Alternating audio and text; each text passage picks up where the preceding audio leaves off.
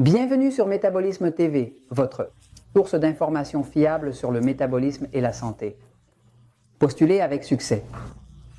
Le jeûne intermittent.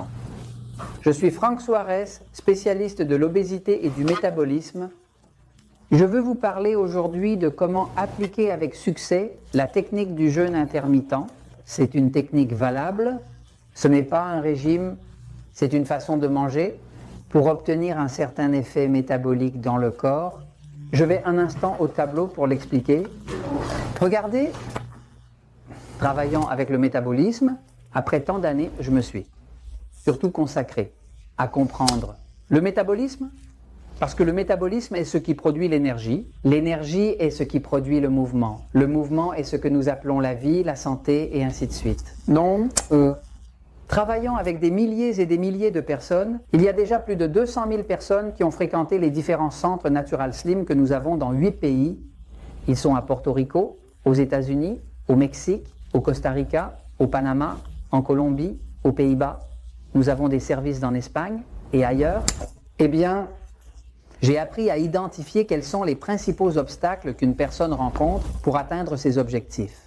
Quand une personne veut maigrir, veut contrôler son diabète sans médicaments, elle doit donc améliorer son métabolisme. Il n'y a pas d'autre moyen parce que le métabolisme est ce qui vous fournit l'énergie pour atteindre votre objectif. Le corps, eh bien, parce que j'ai vu toutes ces années, c'est parfait. Plus je le regarde, plus je le trouve parfait. Je le trouve, il n'a aucun défaut. Le design est une merveille. Il n'a pas de défaut.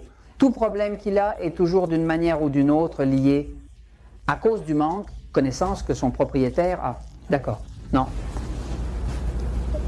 Quand allons-nous réparer un métabolisme? Eh bien, nous devons voir que le métabolisme a besoin de certaines choses de base pour pouvoir fonctionner. Par exemple, un métabolisme a besoin hydratation. S'il n'a pas assez d'eau, et la plupart des gens qui sont en surpoids, qui ont du diabète, ne boivent pas assez d'eau. Il y a une formule pour savoir combien d'eau une personne doit boire. Vous le verrez dans le livre Le pouvoir du métabolisme et sur le site métabolisme.tv. S'il n'y a pas une bonne hydratation, par exemple, nous avons vu que un corps, si vous le dites en kilogrammes, vous le divisez par 7. Vous savez combien de verres d'eau? Si c'est en livres, vous le divisez par le nombre 16 et vous savez combien de verres d'eau vous devez boire par jour. C'est une formule que nous utilisons, qui a été très réussie, donc le corps a besoin de récupérer le métabolisme. Une bonne hydratation. Si vous n'avez pas une bonne hydratation, peu importe ce que vous faites, il ne va pas y arriver ou il va y arriver. Sans résultats optimaux. L'autre chose dont le corps a besoin, c'est qu'il a besoin d'une certaine capacité de détoxification. D'accord, une certaine capacité de toxification. D'accord, c'est-à-dire que le corps a besoin d'une certaine façon d'éliminer les toxines. Ustedes? Les conditions toxiques qui affectent le plus un corps, c'est un champignon qui s'appelle la candidose. Les personnes qui sont en surpoids, qui sont obèses, qui sont diabétiques, sont remplies d'un champignon qui s'appelle la candidose. Nous l'avons tous, mais nous n'avons pas tous la même quantité. Plus un corps est en surpoids, plus le taux de glucose d'un diabétique est élevé pendant longtemps, plus il aura de la candidose. Que se passe-t-il? Le champignon candida produit des toxines, qui bien sûr surchargent foie. Le foie qui est ici est ce qui détoxifie, et cette personne qui a beaucoup de candida n'aura pas une bonne détoxification. Il serait donc logique qu'une personne qui souhaite retrouver son métabolisme hydrate son corps, et ensuite cherche un moyen de nettoyer le champignon candida. Il existe des programmes pour nettoyer la candidose qui aident le corps à tuer tous ces champignons et la personne peut le faire. Ne pas être trop chargé de toxines, car de cette façon, le métabolisme peut fonctionner. L'autre chose qui manque, c'est qu'une personne a besoin du bon régime alimentaire pour retrouver correctement le métabolisme. Cette bonne alimentation doit être adaptée au type de système nerveux que l'on a. Il y a des personnes qui ont un système nerveux excité et il y en a d'autres parmi nous qui l'ont passif. Si vous regardez les épisodes de Métabolismo TV, vous verrez que certains d'entre nous, s'ils ont un système nerveux excité, ils auront besoin de beaucoup de légumes, beaucoup de salades, peu de viande rouge, peu de graisse, peu de sel. Mais s'il est passif, il aura besoin de tout le contraire. Beaucoup de viande rouge, plus de sel, plus de graisse et ainsi de suite. C'est-à-dire que nous sommes différents. Donc la personne devrait avoir la bonne alimentation, n'est-ce pas? Maintenant, et avec cela, ayant déjà l'hydratation, le corps relativement bas en champignons, que le corps n'est pas super toxique, qu'il a la bonne alimentation, eh bien cette personne commence à avoir, maintenant, avec cela, elle commence à avoir de l'énergie. Elle se sent déjà bien, elle commence à bien dormir, elle a envie de faire de l'exercice et tout ça. Maintenant, si après avoir eu cette énergie, elle se rend compte qu'elle perd du poids, mais qu'elle n'atteint pas l'objectif qu'elle souhaite, il est probable qu'elle soit confrontée à une résistance à l'insuline. La résistance à l'insuline a commencé précisément avec la prise de poids causée par beaucoup d'insuline. Le corps ne l'accepte plus. Quand elle a pris du poids, c'est parce qu'il y avait beaucoup d'insuline et qu'à la fois, il y avait tellement d'insuline que maintenant le corps ne l'accepte plus.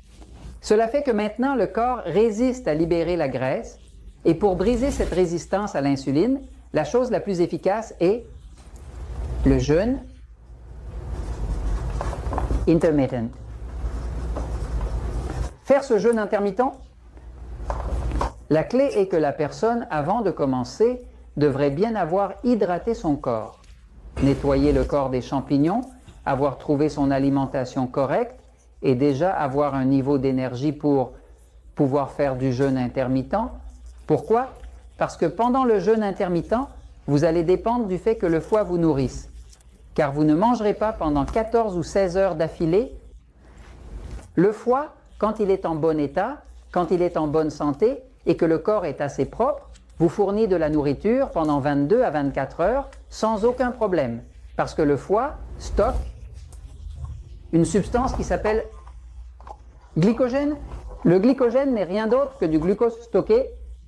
Donc le foie, il est comme un réservoir. Dans votre foie, il y a suffisamment de glycogène pour vous maintenir en vie pendant 22 à 24 heures sans aucun problème.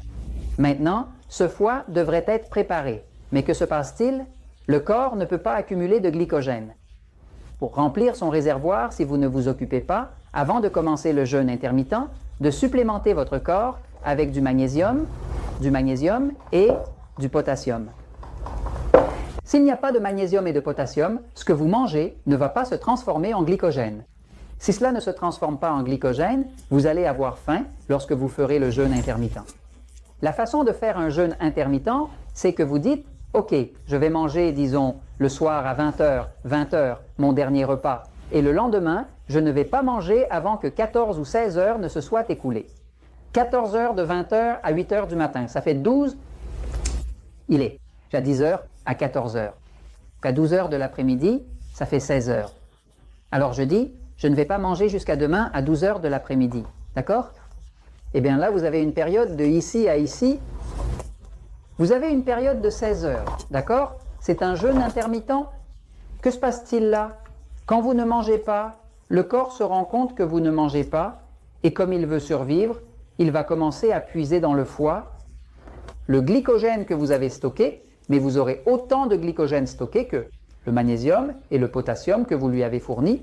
Si vous n'avez pas donné assez de magnésium et de potassium en mangeant, il ne pouvait pas stocker assez de glycogène, causant une faim intense. En vous préparant bien pour le jeûne intermittent, vous êtes hydraté, avez nettoyé votre corps, suivez le bon régime et avez de l'énergie. Avec magnésium et potassium, pas de faim pendant le jeûne. Vous ne ressentirez aucune faim car votre foie fonctionne bien grâce à votre préparation. Pas un miracle, mais votre préparation.